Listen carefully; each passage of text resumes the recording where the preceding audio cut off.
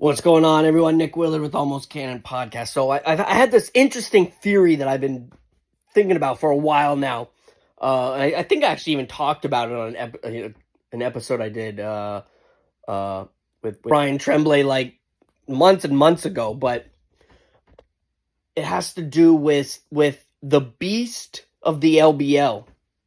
Now, a lot of people just automatically seem to assume that the beast of the LBL is a Dogman, right? You hear about the beast of the LBL, you hear about Dogman. They go hand in hand. Well, I did an episode on the LBL where I covered more than just the Moss Creek attack, which is at the campground there with the RV.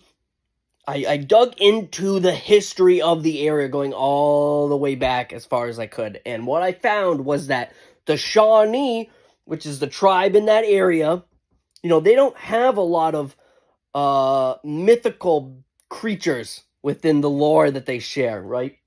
The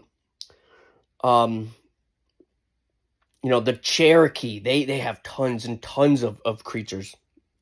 And I take these stories as truth, pretty much, right? You have to. It's a historical record almost. And what I found with the Shawnee and the LBL, the land between the lakes, and this entire area, was that they do speak of a creature called the Yak-Wawee. Now, this Yak-Wawee is also known as the stiff-legged bear. Interesting sounding name, right? Now, mainstream science believes that the Yak-Wawee is kind of like the manifestation of a 10,000-year-old memory, or 15,000 years, or whenever the last time mammoths kind of roamed that area. So that they think that the Yak-Wawee, or the stiff-legged bear, it was a mammoth. However, when you talk to, the elders, and when you look back at the stories of the Yak-Wawee, they call it a stiff-legged bear for a reason, and that is because this creature was a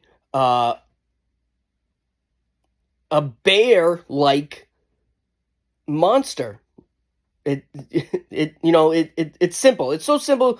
They overlook. They think too much about this stuff. Now, when I hear about bear-like creatures in the woods, these stiff-legged bears, there's one sort of Bigfoot-like entity that instantly comes to mind, and that is the Gugwe. Now, I'm not big on the Gugwe. I don't know. I've heard the stories. I've briefly covered it on the show, but what I gather is that the Gugwe is, it's kind of like a cross between a bear and a Bigfoot. Sounds a lot like the stiff-legged bear or the Yak-Wawee.